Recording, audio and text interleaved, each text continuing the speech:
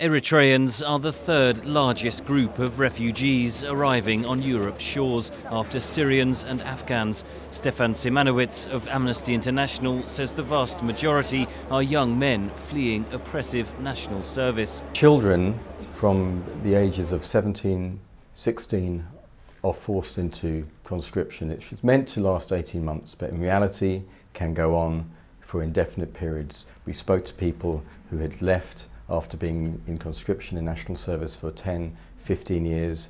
A UN Commission of Inquiry earlier this year described Eritrea as one of the world's most oppressive regimes. The Eritrean government denied the report's accusations.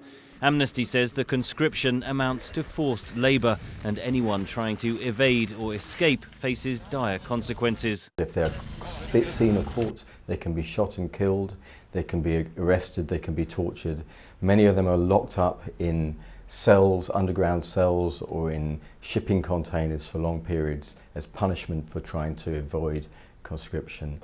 Simanowicz says the same fate would likely face Eritrean refugees forcibly returned from Europe or elsewhere.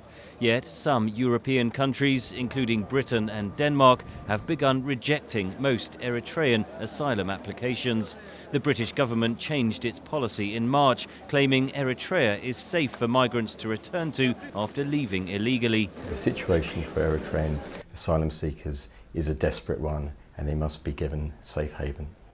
The exodus of young refugees from Eritrea was high on the agenda at last month's EU-Africa Migration Summit in Malta.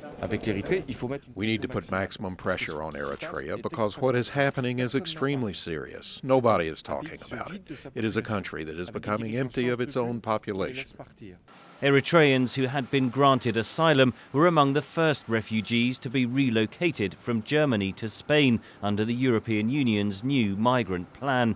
Each European country sets its own rules on asylum. Henry Ridgwell for VOA News, London.